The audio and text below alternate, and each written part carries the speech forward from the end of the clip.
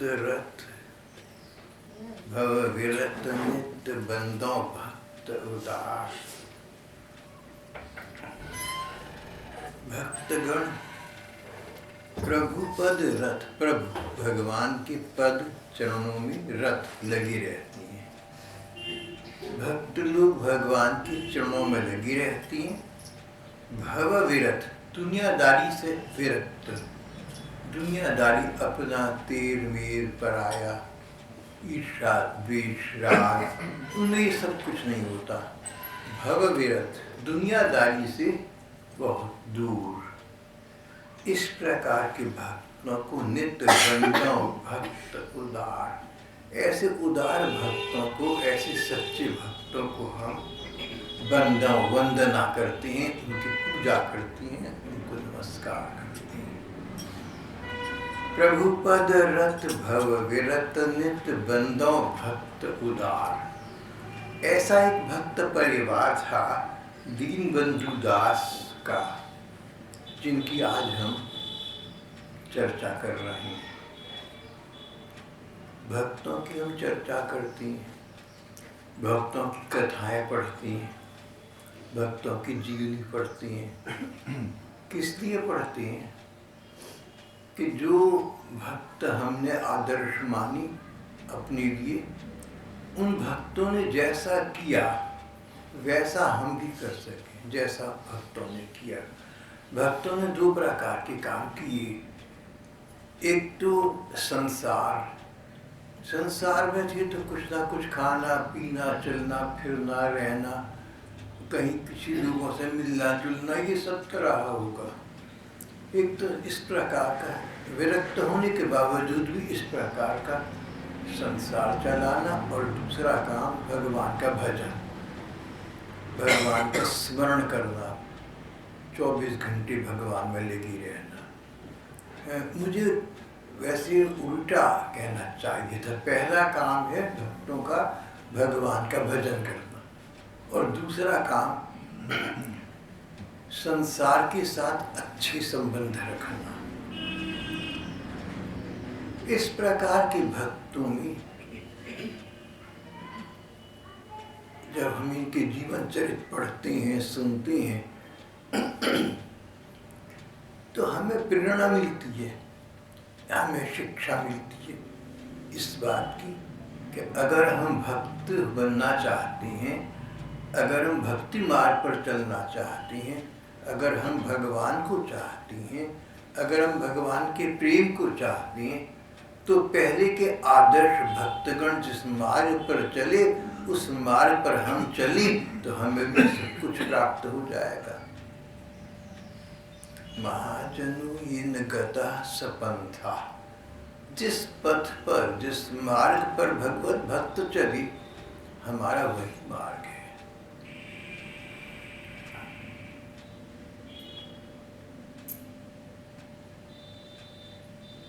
एक परिवार वृंदावन दर्शन करने गया, एक साधु बहन के साथ चला गया। तो परिवार का एक बालक कहने लगा अपनी माँ से कि ये बहन जी हमें जिस मार्ग पर भी जा रही, वृंदावन घूम रहे थे मंदिरों में, तो ये गलत मार्ग पर ले जानी, ठीक मार्ग दूसरा है। उस बच्चे ने, लड़के ने कहा, माँ ने कहा कि जो बहन साधु में ले जा रही है ना, ये जिस मार्ग पर ले जा रही है वही ठीक है हमारे लिए। हमारा मार्ग वही, गलत ठीक तो वो कुछ नहीं है। जो मार्ग ये साधु बहन बताए, हमारा मार्ग वही है। भले गलत ले जाएं लेकिन हम ठीक जगह पहुंच जाएंगे। मैं ये बात सुनकर मुग्ध हो गया। अब साधु बहन तो अपने स्थान पर है जैसी भी है, लेकिन उस परिवार की, उस माँ की जो श्रद्धा है, वो उसको भगवत प्राप्ति के पथ पर लगा देगी। कौन कैसा है ये तो कौन कहे, किसी के मन में क्या है कौन जाने, कौन कितना संत है, कौन कितना भजन करता है, कौन कितना बड़ा भक्त है, ये सब बातें हमें क्या पता। भैया अपने मन का नहीं पता तो दूसरों के मन का क्या पता होगा। संतों की परख करनी बड़ी कठिन है। लेकिन अगर हमारी श्रद्धा सच्ची है, अगर हमारी भावना है, कहीं भी है, हमारी श्रद्धा है किसी व्यक्ति में, किसी वस्तु में, किसी पदार्थ में, किसी ग्रंथ में, किसी तीर्थ में, किसी मंदिर में, किसी भी स्थान पर जहाँ हमारी श्रद्धा है, हमारी भावना है, तो भावना ये है कि यहाँ भगवान मिलने वाली है, जहाँ पर भगवान है, इसके माध्यम से, इस मार्ग से हमें भगवान की प्राप्ति होगी, भगवान की प्रसन्नता की प्राप्ति होगी। इसलिए हम श्रद्धा रखते हैं। श्रद्धा भगवान में है। बीच वाला व्यक्ति, संत, साधु, तीर्थ, ग्रंथ जो भी है, माध्यम है, मार्ग है, पहुंचना भगवान तक है। अगर आपका किसी व्यक्ति या वस्तु के प्रति ये श्रद्धा का भाव हो कि हम इसके माध्यम से भगवान तक पहुंचेंगे, अगर आपकी श्रद्धा सच्ची है तो दूसरा व्यक्ति भी सच्चा है, तब तो सोने में सुहागे का काम हो गया। लेकिन मान लो दूसरा नहीं भी है, आपने समझा कि ये भगवान तक पहुंचाने वाला है, वो था नहीं। आपकी श्रद्धा, आपका विश्वास, आपकी निष्ठा भगवान में है, व्यक्ति तो माध्यम था। वो व्यक्ति मान लो ठीक नहीं है तो भी आपकी श्रद्धा को देखकर भगवान उस श्रद्धा को फलीभूत करेंगे, भगवान आपको अपनी प्राप्ति करा देंगे। अवश्य श्रद्धा अपनी ओर से ठीक स्थान पर रखनी चाहिए। अपना प्रयत्न, अपना प्रयास तो ये होना चाहिए कि किसी संत में श्रद्धा रखें तो हम ठोक पीट कर बजाकर देखें कि भाई हमारी श्रद्धा ठीक जगह है या नहीं और टिकी रही है। कोई संत हो और हमारी उनमें श्रद्धा हो जाए, अपने अनुभव से हो जाए या देखने से, भालने से हो जाए, हमारा मन मान जाए, संताई को मान जाए, श्रद्धा हो जाए वहाँ, तो हम पार हो जाएंगे। हमारा मार्ग हमें वहाँ तक पहुँचा देगा, भगवान तक पहुँचा देगा। लेकिन आज के युग में संत मानने से पहले किसी भी संत की परख अपने बुद्धि के अनुसार कर लेनी उचित है। एक बार संत मान लिया तो सदा के लिए हो गए। जैसे अंग्रेजों में रिवाज है ना, अंग्रेजी संविधान कहता है once a speaker always a speaker. एक बार अगर आप अंग्रेजी संसद के, पार्लियामेंट के अध्यक्ष चुने गए, स्पीकर चुने गए, तो जब तक आप संसार में हैं तब तक आप एक स्पीकर रहेंगे। जब तक आप चाहें तब तक आप अंग्रेजी संसद के स्पीकर रहेंगे। ऐसी वहाँ की परंपरा है। भारत में ही परंपरा नहीं है। यहाँ तो 5 साल के बाद चुनाव होता है और लोकसभा व्यक्ति को नियुक्त करती है। तो जैसे अंग्रेजी परंपरा है once a speaker always a speaker, इसी प्रकार जिसने एक बार एक संत के का आश्रय पकड़ लिया अब वो सदा के लिए हो गया। जैसे किसी कन्या ने किसी पुरुष का वर्ण कर लिया, अब वो पति सदा के लिए हो गया। टेम्परेरी पति नहीं हुआ करता, कहीं 2 साल रह गया, 5 साल रह गया। जब जब भारत में चुनाव होगा, नई सरकार बनेगी, मैं नया पति वर्ण किया करूंगी, ऐसा तो कोई कन्या नहीं कहती। भाई ये 20 साल के लिए है या 30 साल के लिए या 2 साल के लिए। वंस ए पति ऑलवेज ए पति, एक बार बन गया बस बन गया। अब अच्छे बुरे से कोई मतलब नहीं है। संसार में और भी अच्छे लड़के होंगे, उस कन्या से कहो कि तुमने विवाह कर लिया, तेरे पति से अच्छा तो अमुक व्यक्ति है, वो कह के होगा, बहुत अच्छी बात है, लेकिन मेरे लिए मेरे पति दिए गए। कम से कम भारत में तो ऐसा है। इसी प्रकार किसी संत का हमने वर्ण कर लिया, एक बार कर लिया, देखभाल करके कर लिया, अब हम सच्ची श्रद्धा वही सदा के लिए रख लें। अगर हमारी सच्ची श्रद्धा है तो भगवान उस श्रद्धा को फलीभूत अवश्य कर देंगे। जिस प्रकार की हम भक्तों की जीवनी पढ़ते हैं, संतों की कथाएं पढ़ते हैं, पढ़ने का, सुनने का लक्ष्य यही है, अभिप्राय यही है, भावना यही है कि हम उनके अनुसार अपना जीवन यापन कर सकें। जिस पथ पर भक्त चले उस पथ पर हम चले।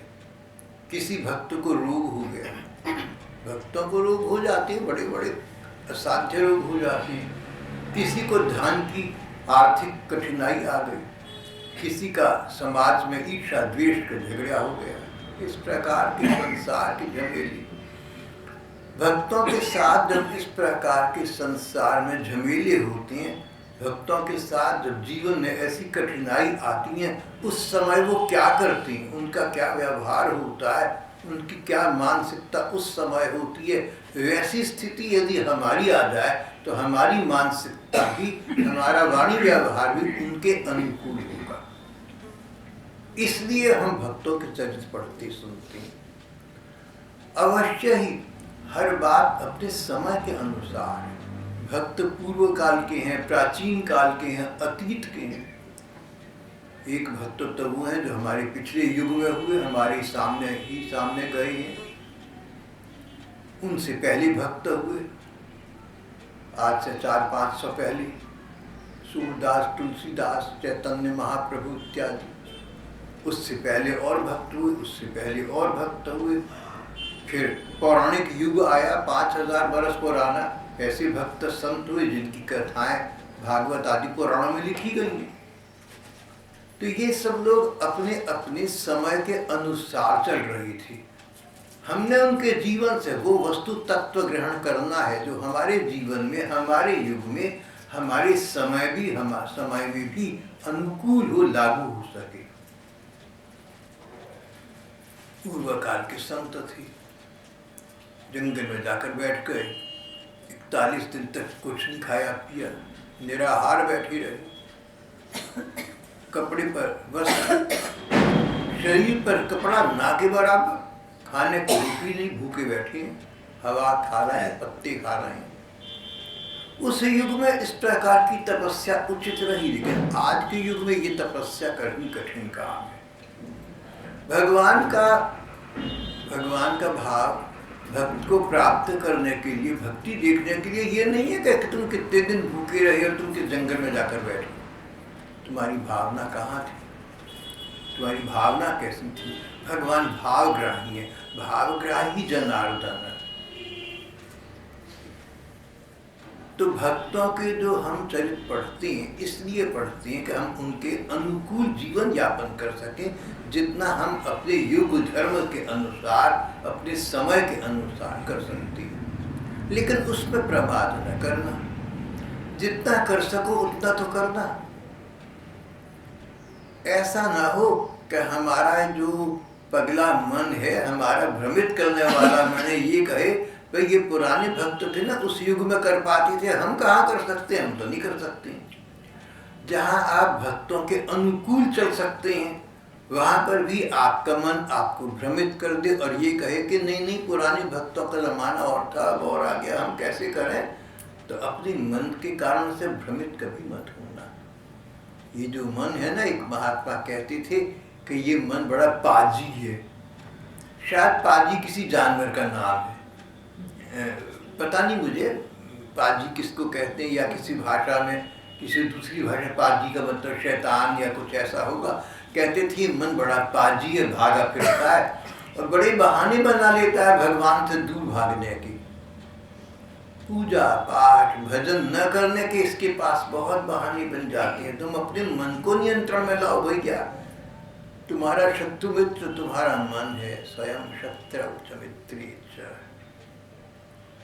चाहे तो परिवार में रहो, गृहस्थ में रहो, और चाहे विरक्त हो जाओ, सारी बात मन की है, सारी बात स्मरण की है, सारी बात भगवान का भजन करने की।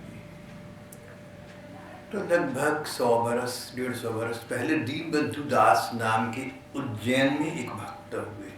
उनके चरित्र की हम आज चर्चा कर रहे हैं। दीनबंधु दास भक्त व्यक्ति थे। उनकी पत्नी भी उसी प्रकार भक्त। 2 बेटे थे, ऐसे पाले पोसे गए कि वो दोनों भी उन दोनों की भांति भक्त। बड़े लड़के का विवाह हुआ, ऐसी वधू देखकर लाए जो भक्त हो, बहू भी भक्त। तो माता पिता, 2 बेटे और एक बड़े बेटे की बहू, 5 जीव जगत में इस परिवार में थे, 5 भक्त थे। वो परिवार धन्य है जो मिलकर के भगवान के प्रति भक्ति भाव रखती हैं और भगवान का मिलकर के स्मरण करते हैं। The family that praise together stage together. अंग्रेजी की कहावत है कि जिस परिवार के लोग मिलकर भगवान का भजन करते हैं, स्मरण करते हैं, उनका जीवन, पूरा जीवन अच्छा यापित होता है, अच्छा बीतता है, इकट्ठे बने रहते हैं। भगवान का भजन इज ए सीमेंटिंग फोर्स। जैसे सीमेंट है ना, पुराने ज़माने में चूना हुआ करता था, मकान बनती तो दीवार खड़ी करनी है तो मेरा ख्याल है कि वो ईंटें वगैरह जो मिलाती थी चूने से पहले, या अब तो सीमेंट से मिलाती हैं तो पक्की जमी रहती हैं, टिकी रहती हैं।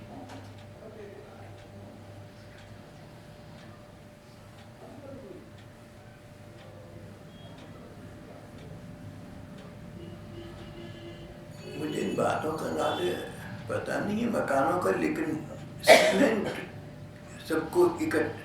सबको जमाकर एकत्रित रखता है, ईंटों इत्यादि को, ऐसा तो होता ही होगा। एक सज्जन कहने लगे कि भैया हमारा मकान बीच में पड़ा हुआ है, टाइल नहीं मिली। मैं एक मिस्टर टाइल सज्जन थे स्कूल के मैंने कहा उनका क्या काम है तुम्हारे मकान से? बोले नहीं टाइल तो छोटी ईंट को कहते हैं। तो मैंने कहा अच्छा, मुझे बड़ा ताज्जुब हुआ कि छोटी ईंट को, छोटी ईंट भी होती है और उसको टाइल, मुझे तो पता नहीं बात। टाइल, ऐसी ऐसी बातें आज भी हैं, मुझे तो उनका पता नहीं है।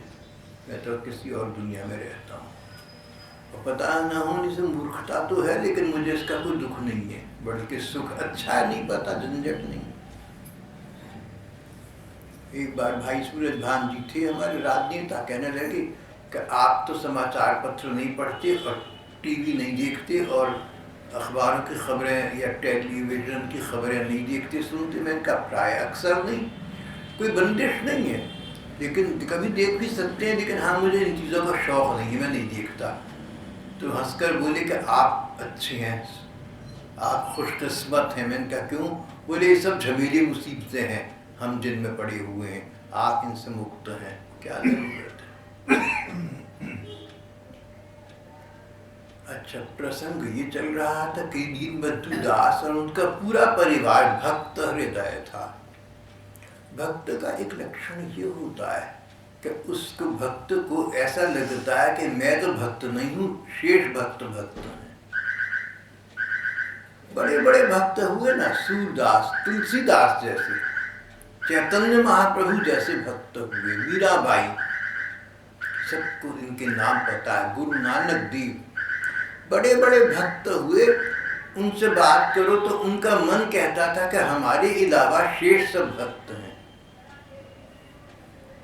अगर वो लोग यहाँ इस प्रकार की पाठ वार्ता में आ जाए तो मुझे बाद में कहेंगे कि तुमने हमारा नाम क्यों लिया, बाकी नाम तो ठीक थे, मैं तो भक्त कहाँ हूँ भैया। भक्त का लक्षण ये है कि वो लगता है उसको कि मैं भक्त नहीं हूँ, कम से कम दूसरे लोग बड़े भक्त हैं, कम से कम इनके जितना भक्त मैं नहीं हूँ। भक्तों में दैन्य होता है, दीनता, नम्रता, त्रिनादपि सुनीचीन, अपने को तिनके से भी नीचा मानते हैं। तरुरपि सहिष्णुना अमानिना मान दीन, अपने आप मान सम्मान नहीं चाहते पर दूसरों का पूरा मान सम्मान करते हैं।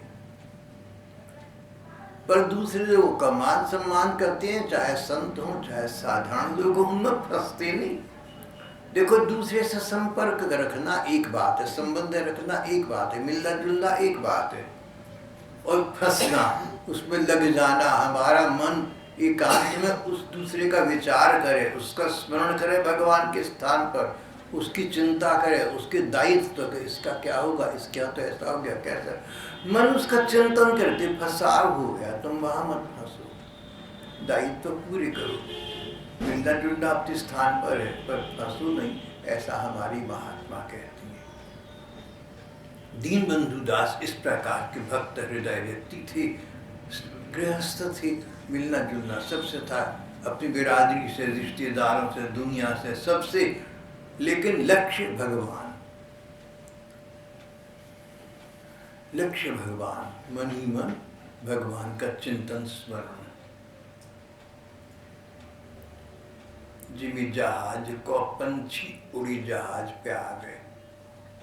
एक पुराना एक जहाज, पानी का जहाज समुद्र में जा रहा है, उसमें एक मुसाफिरों के अलावा एक पक्षी भी है, एक पंछी भी है। पक्षी उड़कर आसमान में चला गया, चारों तरफ उड़ता रहा, वापस आया तो और तो कोई जगह थी नहीं, फिर जहाज में वापस आ गया। जहाज से उड़कर कहीं भी चला जाए वापस जहाज में, जीवित जहाज को पंछी उड़े जहाज पे आवे। ऐसे भक्त लोग गृहस्थ में भी हों तो भगवान के प्रति अपना एकांत भाव, एकांतिक भाव बनाए रखते हैं, बनाए रख सकते हैं। हमें उनके आदर पर चलने का प्रयत्न करना चाहिए। प्रयत्न हम करेंगे, प्राप्ति भगवान कराएंगे। कोशिश में कशिश है, प्रयत्न में प्राप्ति का मार्ग प्रशस्त हो जाता है। दीनबंधु दास अकेले तो क्या, उनका तो पूरा परिवार ही भक्त था।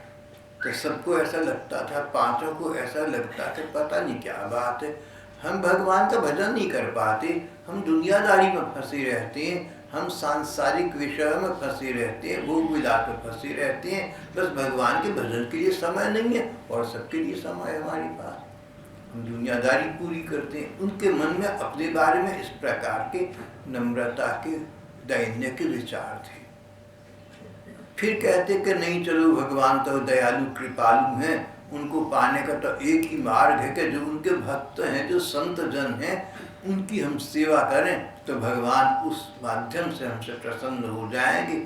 दीनबंधु दास और उनका परिवार जो संत घूमते फिरते यहाँ आते, उनके प्रति बहुत श्रद्धा का भाव रखते और 24 घंटे उनकी सेवा में संलग्न रहते। उतनी देर के लिए अपने को भूल जाते, समाज को भूल जाते, परिवार को भूल जाते और लग जाते संत सेवा। अभी कुछ समय पहले तक, कुछ वर्ष पहले तक संत साधु विरक्त जो होते थे, ऐसे होते थे कि हम भीख मांग कर खाते। आजकल का जो साधु संत का, विरक्तों का, त्यागियों का समाज है, पहले वैसा नहीं था। हम लोग जब छोटे थे तो हमने देखा, हमने बहुत साधु सन्यासी देखे। जिस परिवार ने मुझे जन्म दिया, मुझे पाला पोसा, 21 बरस मेरा ध्यान रखा, उस परिवार में साधु संतों का खूब आना जाना था।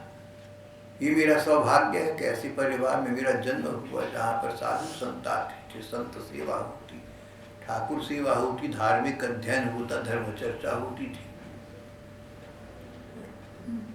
तो साधु संत ऐसे होते, विरक्त साधु संत सन्यासी, जिनके पास कोई पैसा नहीं, कोई परिवार नहीं, एक जगह का कोई नाता रिश्ता नहीं, जहाँ खड़े हैं वहीं के हैं, शरीर पर जो कपड़ा पड़ा है बस उतना ही है, उसके अतिरिक्त उनके पास कुछ भी नहीं है।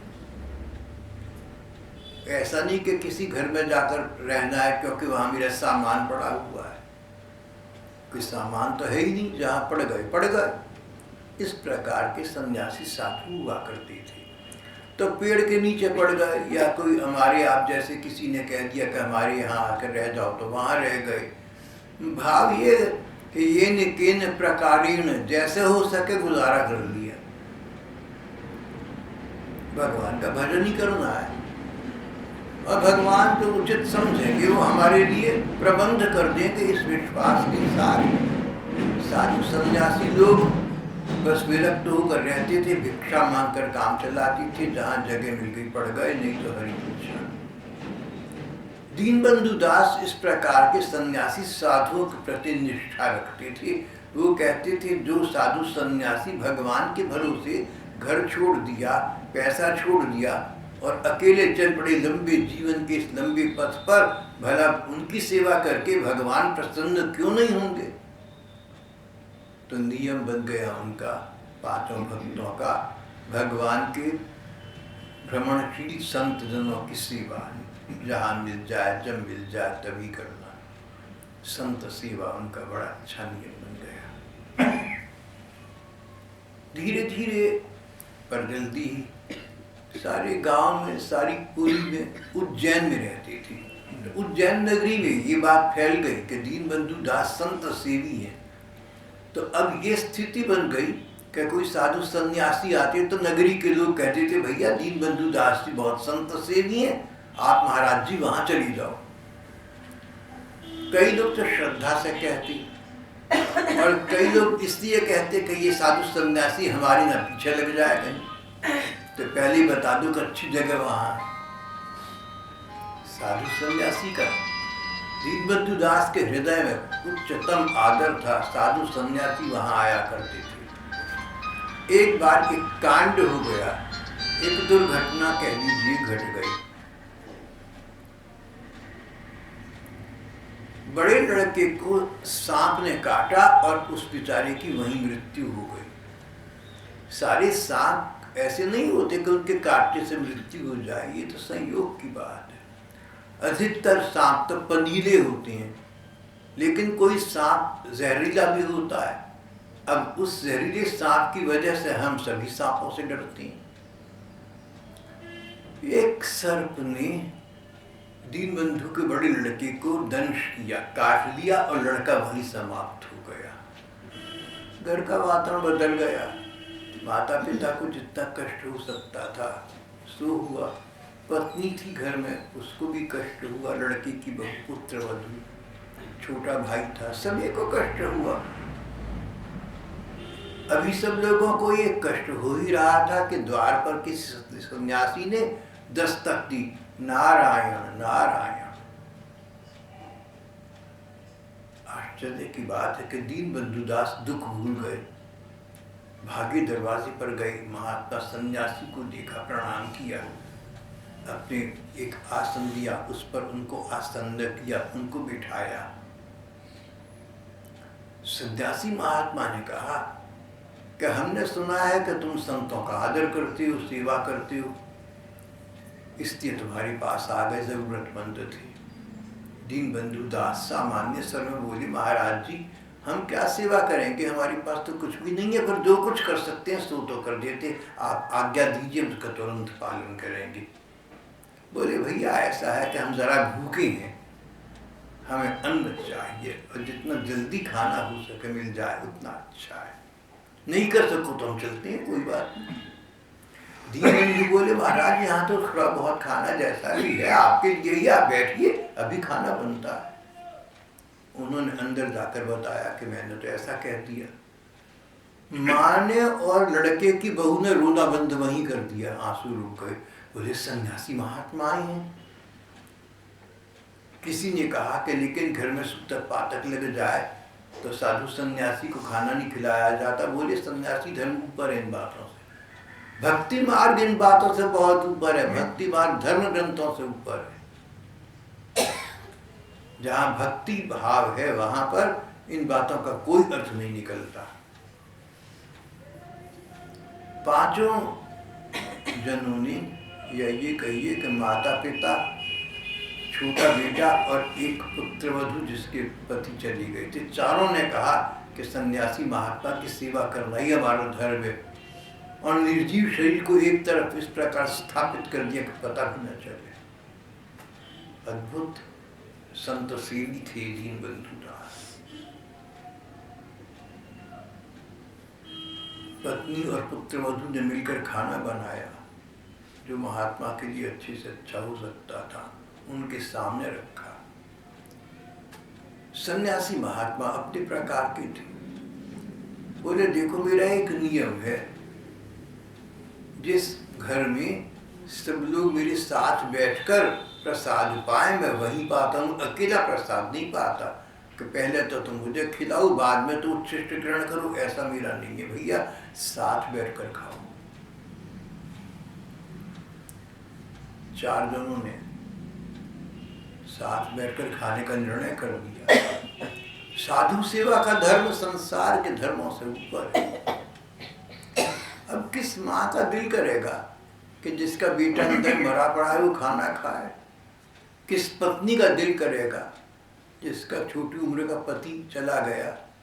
किसका दिल करेगा?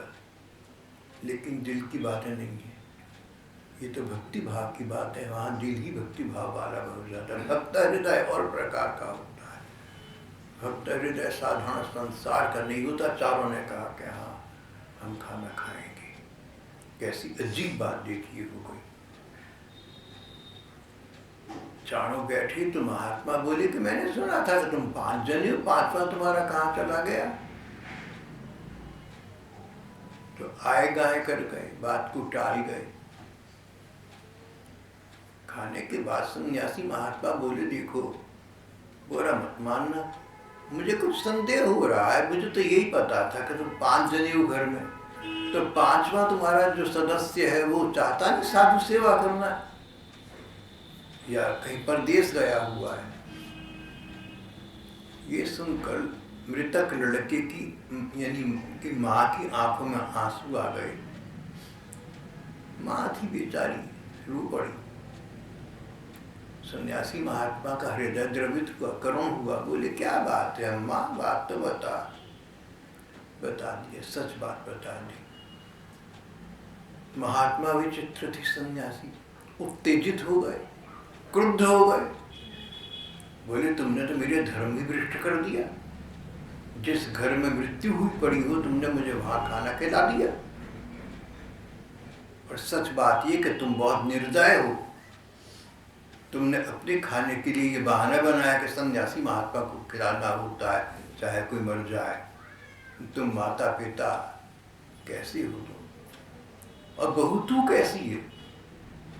छोटे भैया तू कैसा छोटा भैया जिससे बड़े भाई की मौत पर खाना खा रहा है? इस बहाने के सन्यासी महात्मा ने कहा है, अरे मेरा नाम लेकर तुम अपनी उदर पूर्ति करती हो। बड़ा संसार स्वार्थी है।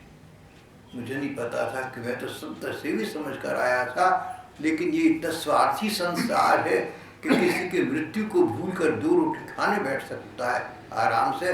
मैंने नहीं सोचा था। मुझे तुम लोगों के इस व्यवहार पर बहुत दुख पहुंचा है। माँ, तूने कैसे रोटी खा ली? माँ का दिल है, मरे हुआ लड़का पड़ा हुआ है, रोटी खा ली।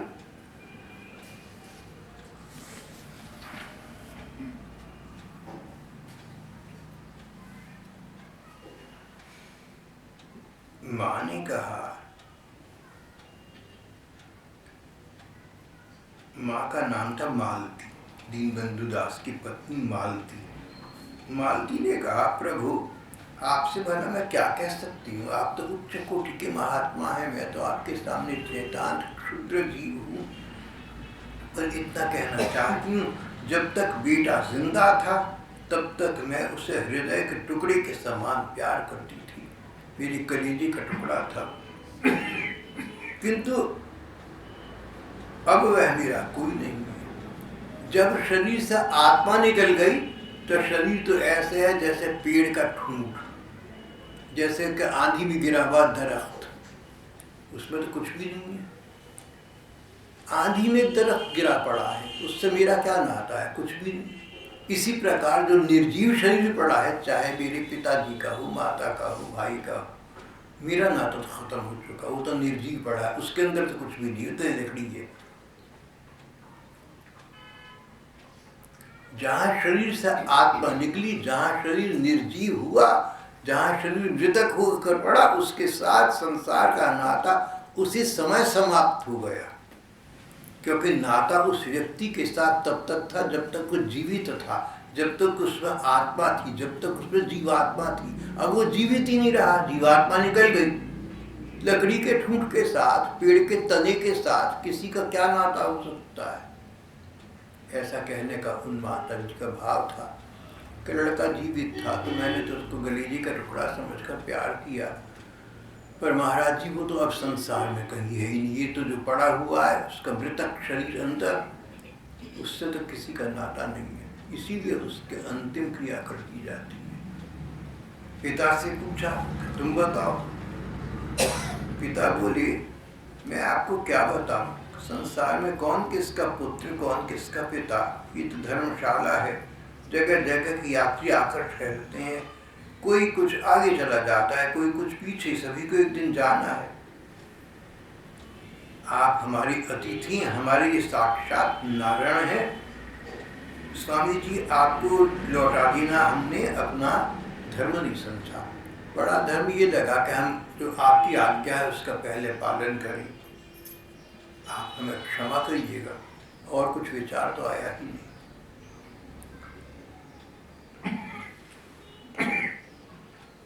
उस छोटे बेटे से कहा, बोला मैं बच्चा आपको क्या उत्तर दूं? लेकिन मुझे ऐसा लगता है, मुझे घर से ही शिक्षा मिली है कि दुनिया में सब व्यापारी हैं। सब व्यापारी इस हाट में, इस बाजार में अपना अपना माल बेचने आए हैं। जिसका माल जब बिक गया तब चला गया, इसमें शोक करने की बात नहीं है। महाराज जी, मुझे तो घर वालों से और जो यहाँ साधु संत आते हैं उनसे यही शिक्षा सदा से मिली। मैंने यही समझा कि इस व्यापारी का व्यापार समाप्त हो गया, माल लेकर चला गया। जिसने जितना भगवान का नाम लिया वो उसका माल, वो उसकी सामग्री है, वो साथ जाती है। मुझे तो ज्यादा पता नहीं। सन्यासी ने अब चौथा जो लड़के की पत्नी थी उससे पूछा कि बेटी, तेरा बर्ताव से मुझे बहुत दुख पहुंचा। अभी तुम्हारा विवाह हुआ था तो पति ही सब कुछ होता है, और तू मेरे साथ रोटी खाने बैठ गई, तो कैसी बहू घर में आई है। उस धर्मपरायणा ने स्वामी जी को प्रणाम किया। बोले, पिताजी आप ठीक कहते हैं। परमपति परमात्मा को पाने के लिए ही कोई महिला संसारिक पति को उस भगवान का, उस परम पिता परमात्मा का, परमपति परमात्मा की मूर्ति मानकर उसकी सेवा करती है, पूजा करती है, भक्ति करती है। भारतीय महिला अपने पति की सेवा क्यों करती है? आमतौर पर हमारे आज के समाज में प्रश्न उठता है कि दोनों बराबर हैं, लेकिन भारतीय परंपरा थोड़ी सी अलग है। यहाँ की महिला ये समझती है कि भगवान परमपति हैं, उन भगवान को, परमपति को पाने के लिए उन परमपति भगवान ने अपना प्रतिनिधि, अपनी छाया मेरे पास छोड़ दी है। इसीलिए इस देश में पति को भगवान कहा गया, पति परमात्मा, पति परमेश्वर। महाराज जी, मुझे तो यही पता है कि पति परमेश्वर है। अब ये पति चले गए तो परमेश्वर पति का मेरे साथ संबंध रह गया। उस पत्नी ने कहा, उन परमपति परमात्मा को पाने के लिए ही पत्नी लौकिक पति को उस परमात्मा की मूर्ति मानकर उसकी सेवा करती है, पूजा और भक्ति करती है। जब तक उन परम पति ने अपने प्रतिनिधि के रूप में पति को मुझे सौंपा था, तब तक उन पतिदेव की तन और मन से सेवा करना मेरा धर्म था और मैंने यथासाध्य उसको निभाया। अब परमात्मा ने अपना प्रतिनिधि अपने पास बुला लिया तो मैं उन परम पति की ही अब सेवा करूंगी। अब मैं उनकी पूरी सेवा करूंगी। ये संसार तो भगवान की नाटकशाला है, जिसे जो स्वांग देकर भेजते हैं उसे वही स्वांग करना पड़ता है। अपना स्वांग पूरा करके पात्र चले जाते हैं। मेरे पति देव का स्वांग पूरा हो गया, वे चले जाते। मुझे ये स्वांग मिला उनके बाद जीवित रहने का, तो मैं इसको निभाऊंगी। स्वामी जी, मुझे शिक्षा ये मिली है कि अगर पति चला जाए तो पत्नी जो है एक सन्यासी का जीवन व्यतीत करती है। संसार के सुख भोगों से विरक्त होकर लोग संन्यास लेते हैं, और जिसका पति चला गया उस पत्नी को संन्यास अपने आप घर में रहते रहते मिल गया। उस जमाने में सन्यासी लोग घर छोड़कर चले जाते थे, जंगलों में भटकते थे। पत्नी ने कहा, भगवान ने जिसके पति को उठा लिया उसको घर में रहते रहते संन्यास लेने का अवसर दे दिया। भगवान ने मुझे भजन करने का अवसर दिया है, मैं शोक क्यों करूं? दुनियावी निगाह से देखो तो मुझे शोक करना चाहिए था, परंतु जो महिलाएं पति या किसी के मोहवश रोती पीटती हैं, हमारे धर्म ग्रंथ कहते हैं कि उनके पतियों को, उनके प्रियजनों को परलोक में कष्ट होता है, इसलिए रोना धोना किसी की मृत्यु पर नहीं चाहिए। और फिर मैं रोने बैठ जाती तो मेरे पति के पूज्य पिताजी का संत सेवा का धर्म समाप्त हो जाता, इसलिए मुझे शोक करना उचित नहीं जान पड़ा। शेष जैसी आप आज्ञा दी। सन्यासी बोले, तुम्हारा मृतक कहाँ पर है? मुझे तुम्हारी बात पर विश्वास नहीं हो रहा है, कहीं तुमने झूठ तो नहीं बोल दिया? मैं पति के निर्जीव शरीर को देखना चाहता हूँ, मेरे सामने वो प्रस्तुत किया जाए। मृतक शरीर, लाश सन्यासी महात्मा को दिखा दी गई। उन्होंने देखा, संदेह की दृष्टि से देखा, ये मृतक शरीर है, चादर इसके ऊपर पड़ी हुई है, चादर उठाओ। चादर उठाई तो मृतक शरीर था, कमल में जल निकाला, उस पर छिड़का, बेटा उठो। नींद से जाके की भांति वो बेटा उठ गया। उसने घर वालों को देखा, सन्यासी महात्मा को देखा, पहले सन्यासी महात्मा के चरणों में प्रणाम किया, फिर माता पिता को प्रणाम किया। सन्यासी का एक चमत्कार देखकर सब लोग चकित हो गए कि कैसा सन्यासी, कोई सिद्ध महात्मा है जिसने इतना कर दिया। लेकिन सन्यासी महात्मा उस लड़के से बोला, लड़के आज मैं तुझे तेरी सच्चाई बताता हूं, तू तो मर गया था, तेरे घर के एक एक सदस्य ने कोई ना कोई सफाई पेश कर दी 2 रोटी मेरे साथ खाने की, आराम से खा लिया। जब तक जिनके लिए दिन रात एक करके तूने मेहनत की, जो तेरी कमाई पर मौज करते थे, वे तेरे माता पिता, भाई और तेरी विवाहिता पत्नी तक को तुझसे इतना प्रेम है, खाना बैठी खा रहे थे। अरे तुझे मरा समझकर तेरा मृतक देह उठाकर एक ओर धर दिया और आनंद के साथ भोजन करने बैठ गए। ऐसे घर में तेरा जन्म हुआ, भैया क्या करूं, संसार ही ऐसा है। लड़का बोला, जो लड़का जीवित हो चुका था, बोला कि स्वामी जी आज मैं धन्य हो गया, मैंने अपनी आंखों से देख लिया कि मेरे माता पिता, मेरी पत्नी, मेरा भैया कितने भगवान के प्रति विश्वास रखते हैं। मेरे उठ जाने पर अगर इनका स्वार्थ का नाता था तो ये लोग ये तो रोते कि 2 रोटी कहाँ से खाएंगे, लड़का उठ गया, हम क्या करेंगे। इन्होंने ऐसा नहीं किया। ये तो सदा से संत सेवी रहे, इसलिए कि संत सेवा से भगवान प्रसन्न होते हैं। उसी का इन्होंने आज प्रमाण दे दिया। इस प्रकार के घर में मेरा जन्म हुआ, मैं धन्य हो गया।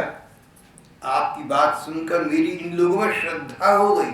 अब तक तो प्यार था, मैं घर का बच्चा था, अब तो श्रद्धा। अच्छा, ऐसे भी माता पिता होते हैं जिनका रोटी खिलाने वाला लड़का चल बसे, वो साधु सेवा फिर कर। ऐसी पत्नी भी हो सकती है जिसका पति उठ गया, जीवन बिगड़ गया सारा, लेकिन वो कह नहीं परम पत्नी है, मैं अब उनकी सेवा करूंगी, ये अवसर है।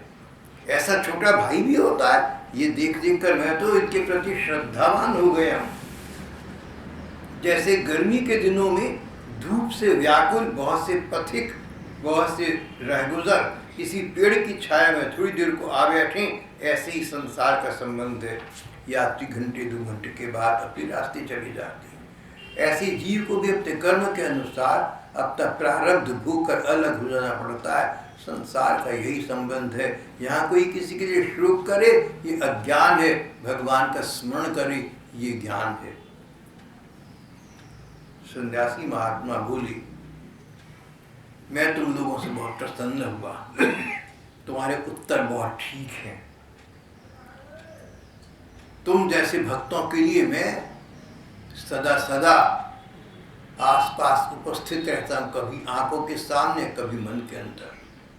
कभी ये मत समझना कि घर का बेटा उठ गया तो क्या होगा, मैं तुम्हारी रक्षा करूंगा।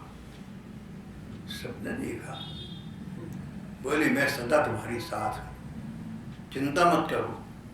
देखो किसी न किसी रूप में मैं सदा तुम्हारे साथ रहूंगा और रहता आया हूँ। भले ही तुम ना पहचानो, वो दूसरी चीज है। तुम लोग मुझे देखती थी, नहीं देखती थी, अलग बात है, लेकिन मैं तुम्हारी हर बात को देख रहा था। और तुम सरीखे भक्त मेरे हृदय हैं। तुमने मुझे मुझ साधु को भगवान समझकर सेवा करी तो समझो भगवान ही तुम्हारे पास आई थी और भगवान के साथ इतनी वार्ता हुई। जब 5 व्यक्तियों ने अंतिम वाक्य सुना, समझो भगवान ही तुम्हारे सामने है, तो आश्चर्य से सामने देखा तो वहां कुछ भी नहीं था। वो सन्यासी महात्मा अंतर्धान हो गए, मानो वायु में प्रविष्ट कर गए, दिखने बंद हो गए। सब के सब व्याकुल हो गए, हाथ जोड़े सबने। A family that praise together stage together. 5 ने हाथ जोड़ दिए। तो बोली, ठाकुर हमें क्या पता था कि त्यागी बैरागी साधु संत के रूप में आकर तुम हमारी इतनी परीक्षा लोगी। हमें तो आपसे शिकवा है। आप जानते थे कि हमें अकल नहीं है, ज्ञान नहीं है, भला परीक्षा के वाली परीक्षा ली तो उस विद्यार्थी की ली जाती है जिसको कुछ आता जाता हो। अब हमारी आपसे प्रार्थना है कि आप जब आपने इतनी कृपा की कि सन्यासी के रूप में दर्शन दिए, तो अब आप प्रत्यक्ष हमें दर्शन प्रदान करें। पांचों भक्तों के आंखों में आंसू भराए, पांचों रो पड़ी, भक्तों की प्रार्थना सार्थक हुई, भगवान सामने खड़े हो गए। मोर मुकुट कटि कांचनी कर मुरली उर्माल, गली में वैजयंती माला, सिर पर मोर मुकुट, ठाकुर सामने खड़े मुस्कुरा रहे हैं। क्या नाटक किया देखो तुम्हारे साथ मैंने, मुस्कुरा इसलिए रहा हूं कि मेरी तुम्हारे जैसे मेरे भक्त तो मेरे हृदय में रहती हैं। मैंने इस प्रकार से तुम्हारी प्रतीक्षा ली। अच्छा देखो, तुम लोग इस प्रकार मेरे भक्तों की सेवा करते रहो, और प्रारब्ध के अनुसार, भाग्य के अनुसार जब तुम्हारे शरीर शांत होंगे तो मेरे धाम में पहुंच जाओगे। मेरा तुम्हारा सदा सत्संग बना लेगा, चिंता मत करना। भगवान अदृश्य हो गए, पांचों प्राणियों का जीवन कृत्य हो गया। कोई काम करो ना भगवत भाव से करो तो फलीभूत होता है। किसी संत में लगे ना तो संत के प्रति व्यक्तिगत भाव नहीं, भगवत भाव रखना है। किसी ग्रंथ में लगे, किसी मंदिर की मूर्ति में लगे, ठाकुर सेवा में लगे, कहीं भी लगो, विशुद्ध भगवत भाव से लगना है। भगवत भाव से लगने वाला व्यक्ति भगवान की प्राप्ति कर लेता है। यहाँ पर 5 जीवों ने इकट्ठा भगवान के दर्शन प्राप्त किए, उनसे वरदान प्राप्त किया सतत संग का। इनका जीवन आदर्श लक्ष्य है हर गृहस्थ का। यहाँ पर हमारा आज का प्रसंग समाप्त हो जाता है।